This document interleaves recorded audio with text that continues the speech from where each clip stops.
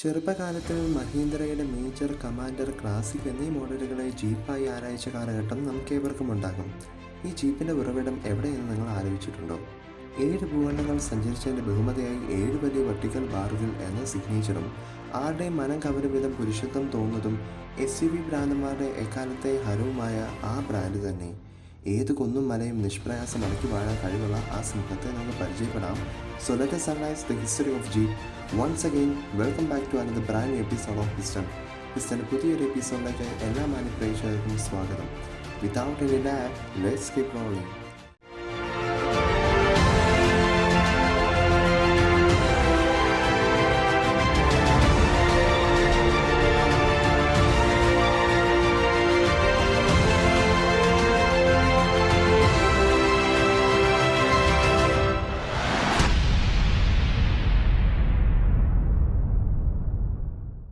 Jeep ഇന്ന് കാണുന്ന വിധം വളരുവാൻ വർഷങ്ങളുടെ പ്രയത്നങ്ങൾ തന്നെയാണ് എടുത്തത്. ഇത് ആരംഭിക്കുന്നത് ഓവർലാൻഡ് ഓട്ടോമൊബൈൽസ് എന്ന അമേരിക്കൻ കമ്പനിയിൽ നിന്നും. ലോകത്തിൽ തന്നെ ആദ്യകാലത്തെ ഓട്ടോമൊബൈൽ പ്രൊഡക്ഷൻ കമ്പനികളിൽ എടുത്തു പറയത്തക്ക സവിശേഷതകൾ അടങ്ങിയ ഓട്ടോമൊബൈൽസാണ് ഓവർലാൻഡ് ഓട്ടോമൊബൈൽ കമ്പനി. 1903 ഇതിൻ്റെ തുടക്കം കുറിച്ചത്. ക്ലൗഡ് COX എന്ന ശാസ്ത്രജ്ഞനാണ് ഇതിൻ്റെ സ്ഥാപകൻ. റോസ് പോളിടെക്നിക് ഇൻസ്റ്റിറ്റ്യൂട്ടിൽ നിന്നും ബിരുദം നേടിയ ഇദ്ദേഹം 1903 സ്റ്റാൻഡേർഡ് വീൽ കമ്പനിയിൽ ജോലിക്കാരനായി. പിന്നീട് ഓട്ടോമൊബൈൽ ഡിപ്പാർട്ട്മെൻറ്റിൽ ചീഫ് ഡിസൈനറായി നിയമനം ലഭിക്കുകയും കോക്സ് അങ്ങനെ അക്കാലത്തെ അഡ്വാൻസ്ഡ് ആയിട്ടുള്ള ഒരു വണ്ടി നിർമ്മിക്കുകയും ചെയ്തു. അതിന് ഓവർലാൻഡ് എന്ന് പേരിടുകയും 1903 അവർ അത്തരം വാഹനങ്ങൾ വിപണിയിലെത്തിക്കുകയും അങ്ങനെ വാഹന ലോകത്ത് പുതിയ ചരിത്രം ആരംഭിക്കുകയും ചെയ്തു.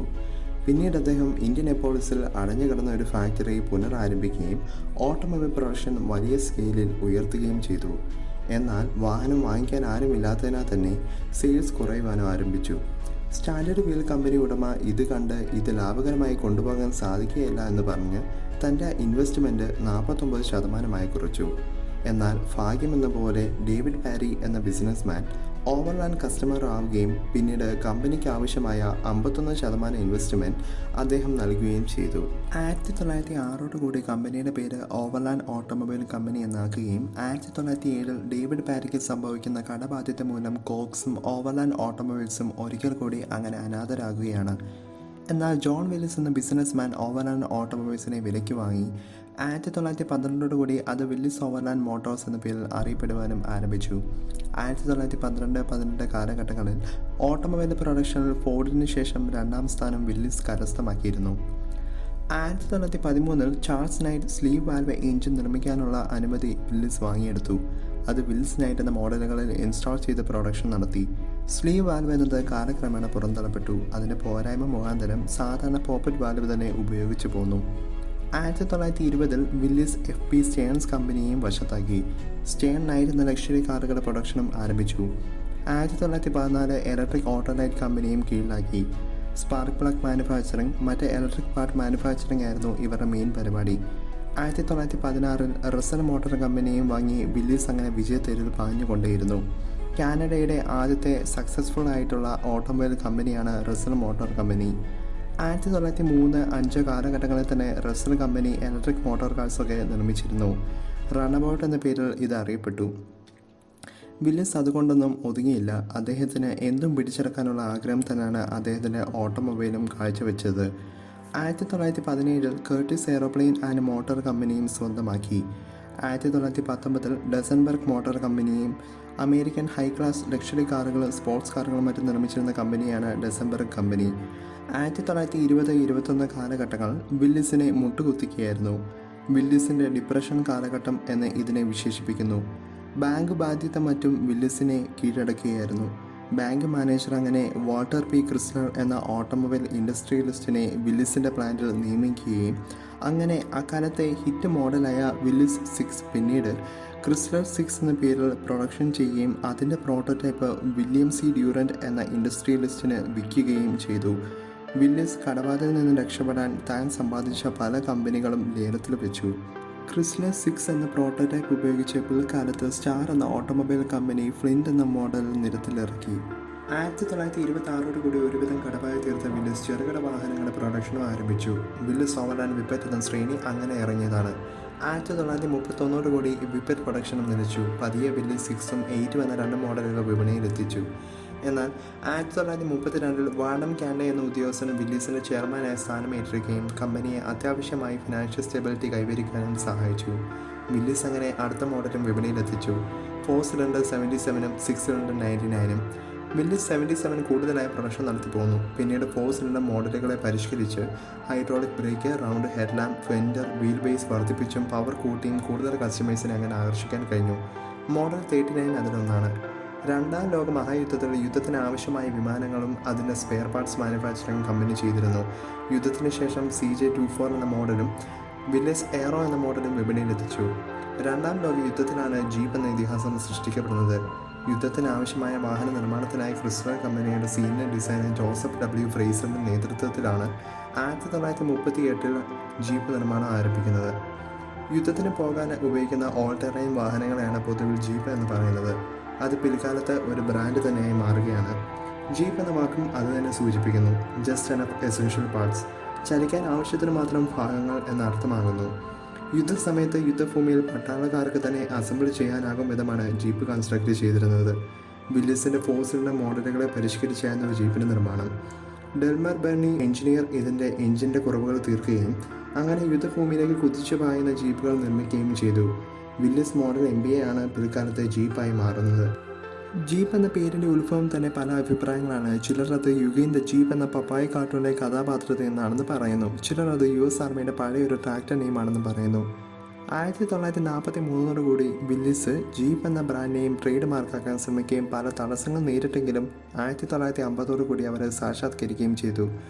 ശേഷം ജീപ്പ് എന്ന പേരിൽ യൂട്ടിലിറ്റി വാഗണും ലോഞ്ച് ചെയ്തു. വില്ലിസ് അങ്ങനെ പുതിയ മാർക്കറ്റിലേക്കും ജനഹൃദയങ്ങളിലേക്കും ആഴ്ന്നിറങ്ങി തുടങ്ങി. 4-wheel ഡ്രൈവൊക്കെ വാഹന ലോകത്തിന് സമ്മാനിച്ചതും ഇവർ തന്നെ. അതിനുശേഷമായി ജീപ്പ് യൂട്ടിലിറ്റി ട്രക്ക് എന്ന പേരിൽ അവർ ഒരു 4-wheel ഡ്രൈവ് അവതരിപ്പിക്കുകയും SUVകളുടെ പിതാവ് എന്ന് ഈ മോഡൽ അറിയപ്പെടുവാനും തുടങ്ങി. 1947 പാസഞ്ചർ കാർ നിർമ്മിക്കാൻ ശ്രമിച്ചെങ്കിലും അത് പ്രൊഡക്ഷൻ ലെവലോട്ട് വളർത്തുവാൻ കമ്പനിക്ക് സാധിച്ചില്ല. അതിന് പിറകെ ജംഗിൾ ബർഡൻ കാരിയർ എന്ന സിംഗിൾ പാസഞ്ചർ കാർ അവതരിപ്പിക്കുകയും വില്ലിസ് അങ്ങനെ M38 ജീപ്പ് US ആർമിക്ക് വേണ്ടിയും CJ സീരീസ് സാധാരണക്കാർക്കുമായി പ്രൊഡക്ഷൻ ചെയ്തു പോന്നു. 1953 വില്ലിസ് ഓവർലാൻഡിനെ കൈസർ മോട്ടോഴ്സ് വാങ്ങുകയും വില്ലിസ് ജീപ്പ് എന്നത് പിൽക്കാലത്ത് കൈസർ ജീപ്പ് എന്ന പേരിൽ അറിയപ്പെടുവാൻ ആരംഭിച്ചു. എന്നാൽ 1970-87 കാലഘട്ടങ്ങളിൽ ജീപ്പിൻ്റെ ഉടമസ്ഥാവകാശം വീണ്ടും കൈമാറി. AMC അഥവാ അമേരിക്കൻ മോട്ടോർ കോർപ്പറേഷൻ ലഭിക്കുകയും ജീപ്പിനെ അങ്ങനെ കൈസർ ജീപ്പിൻ്റെ തകരുന്ന കപ്പലിൽ നിന്ന് രക്ഷിക്കുകയും ചെയ്തു. AMCയുടെ പാസഞ്ചർ കാറുകളുടെ പാർട്സ് ഒരു പരിധിവരെ ഉപയോഗിച്ചുകൊണ്ട് തന്നെ AMC അങ്ങനെ ജീപ്പ് വിപണിയിൽ ഇറക്കിക്കൊണ്ടേയിരുന്നു. 1971 ജീപ്പിനെ കംപ്ലീറ്റ് അവർ അങ്ങനെ വേർപെടുത്തി. ജീപ്പ് എന്ന ബ്രാൻഡ് തന്നെ പബ്ലിഷ് ചെയ്യുകയും അങ്ങനെ ആ ഇതിഹാസം അതിശക്തി ആർജിച്ചുകൊണ്ട് തിരികെ വരികയും ചെയ്തു. M998, Humvee, CJ7 എന്നീ മോഡലുകൾ സമ്മാനിച്ചു. ഫ്രഞ്ച് ഓട്ടോമൊബൈൽ നിർമ്മാതാക്കളായ റിനോൾട്ട് AMCയിൽ ഇൻവെസ്റ്റ്മെൻറ്റ് നടത്തുകയും അങ്ങനെ മറ്റ് പല രാജ്യങ്ങളിലേക്കും ജീപ്പ് പതിയെ ക്ലച്ചുപിടിക്കുവാൻ ആരംഭിച്ചു. അങ്ങനെ ജീപ്പ് XJ ചെറോക്കി എന്ന മോഡൽ അവതരിപ്പിക്കുകയും ലോകത്തിലെ തന്നെ ഫസ്റ്റ് യൂണിബോഡി SUV എന്ന ബഹുമതി ഏറ്റെടുക്കുകയും ചെയ്തു. യൂണിബോഡി ഓട്ടോമൊബൈൽ എന്നാൽ പ്രത്യേകം ഷാസി ഇല്ലാതെ തന്നെ ഷാസിയും ബോഡിയും ഒരുമിച്ച് നിർമ്മിക്കുന്നതിനെയാണ് യൂണിബോഡി എന്നുകൊണ്ട് ഉദ്ദേശിക്കുന്നത്. XJ ചെറോക്കി ഒരു വിപ്ലവത്തിന് അങ്ങനെ തിരികൊളുത്തി. പിന്നീട് CJ മോഡലുകൾക്ക് പകരമായി ജീപ്പ് അങ്ങനെ റാംഗ്ലർ അവതരിപ്പിക്കുകയും വിപണി കീഴടക്കുകയും ചെയ്തു. എന്നാൽ 1987 കാലഘട്ടങ്ങളിൽ റിനോൾട്ടിന് മതിയായ വരുമാനമില്ലാത്തതിനാൽ അവർ ഇൻവെസ്റ്റ്മെൻറ്റിൽ നിന്നും പിന്മാറി. ജീപ്പ് കൈമാറി ക്രിസ്ലർ കോർപ്പറേഷൻ ലഭിച്ചു. റാംഗ്ലർ YJ എന്ന മോഡൽ അങ്ങനെ വിപണിയിലെത്തുകയും ചെയ്തു. ക്രിസ്ലർ ഈ സമയം കൊണ്ട് തന്നെ ഡൈമർ ബെൻസുമായി കൂടിച്ചേർന്ന് ഡൈമർ ക്രിസ്ലർ എന്ന് അറിയപ്പെടുവാൻ ആരംഭിച്ചു. ഡൈമർ ബെൻസിൻ്റെ ചരിത്രമൊക്കെ നമ്മൾ നേരത്തെ ചർച്ച ചെയ്തതാണ്. തീർച്ചയായും ചാനൽ വിസിറ്റ് ചെയ്ത് കാണുക. ഡൈമർ ക്രിസ്ലർ പിന്നീട് കൂടുതലായി ക്രിസ്ലർ കമ്പനിയുടെ ഷെയർ പല പ്രൈവറ്റ് കമ്പനികൾക്കും വിറ്റു. 2014 വരെ ജീപ്പും ക്രിസ്ലർ ഡിവിഷനും ക്രിസ്ലർ ഗ്രൂപ്പ് അഥവാ ഡൈമർ ക്രിസ്ലറിൻ്റെ അടിയിൽ തന്നെ നിലകൊണ്ടു. അതിനുശേഷം ക്രിസ്ലർ ഗ്രൂപ്പ് ഫിയറ്റായി ചേർന്ന് ഫിയറ്റ് ക്രിസ്ലർ ഓട്ടോമൊബൈൽ എന്ന പുതിയ ഉദയത്തിന് തുടക്കം കുറിച്ചു. എന്നാൽ ജീപ്പ് എന്നത് ഒരു ഇൻഡിവിജ്വൽ ബ്രാൻഡായി തന്നെ ഇന്നും നിലകൊള്ളുന്നു. 1953-98 കാലഘട്ടങ്ങളിൽ ജീപ്പ് മോഡലുകൾ ജീപ്പിൻ്റെ അണ്ടറിലുള്ള ലൈസൻസ് കൊണ്ട് തന്നെ പല കമ്പനികളും സൃഷ്ടിച്ചു. മഹേന്ദ്ര, എബ്രോ, മിറ്റ്സുബിഷി എന്നിവരാണ് അവരിൽ ചിലർ. മുകൾ പറഞ്ഞ മിക്ക കമ്പനികളും CJ 3D എന്ന മോഡലിനെ ആസ്പദമാക്കിയായിരുന്നു ജീപ്പ് എന്ന പേരിൽ അവരവരുടെ രാജ്യങ്ങൾ വിറ്റഴിച്ചുകൊണ്ടിരുന്നത്. ജീപ്പ് ബ്രാൻഡിൻ്റെ ഹെഡ്ക്വാർട്ടേഴ്സ് അമേരിക്കയിലുള്ള ഓഹിയോയിൽ സ്ഥിതി ചെയ്യുന്നു. ആ പട്ടണം തന്നെ ജീപ്പിൻ്റെ പേരിൽ അറിയപ്പെടുന്നു. അവരുടെ സ്വകാര്യ അഹങ്കാരം എന്ന പോലെ. 1984 ചൈനയുമായി ഒത്തുചേർന്ന് ജീപ്പ് അങ്ങനെ ബീജിങ്ങിലും സ്ഥാപിതമായി. ജീപ്പ് ചെറോക്കി XJയുടെ പരിഷ്കരിച്ച് ജീപ്പ് 2500 എന്ന പേരിൽ ചൈനയിൽ ലോഞ്ച് ചെയ്യുകയും ചെയ്തു. 2016 കൂടിയാണ് ജീപ്പ് ഡയറക്റ്റായി ഇന്ത്യൻ മാർക്കറ്റിൽ പ്രവേശിക്കുന്നത്. അതുവരെ കണ്ടുശീലിച്ച ജീപ്പിൻ്റെ യഥാർത്ഥ പിതാവായി അവതരിച്ചു. ജീപ്പിൻ്റെ മോഡലുകളായ റെനഗഡ് BU, Wrangler, JK unlimited, J8, TJL, JL, gladiator, grand Cherokee, compass, Cherokee KL എന്നിവയാണ് ഇപ്പോൾ മാർക്കറ്റിൽ ലഭ്യമായിട്ടുള്ളത്. നിങ്ങൾക്ക് ഇഷ്ടപ്പെട്ട മോഡൽ തീർച്ചയായും കമൻറ്റ് സെക്ഷനിൽ അറിയിക്കുക. വീഡിയോ ഇഷ്ടമായെങ്കിൽ തീർച്ചയായും ലൈക്ക് ചെയ്യുക, ഷെയർ ചെയ്യുക, സബ്സ്ക്രൈബ് ചെയ്യുക. നിങ്ങളുടെ വിലയേറിയ അഭിപ്രായങ്ങൾ കമൻറ്റായി രേഖപ്പെടുത്തുക. വാഹന ലോകത്തെ പുതിയ വിശേഷങ്ങളുമായി നമുക്ക് വീണ്ടും കണ്ടുമുട്ടാം. This is Richu signing off. By.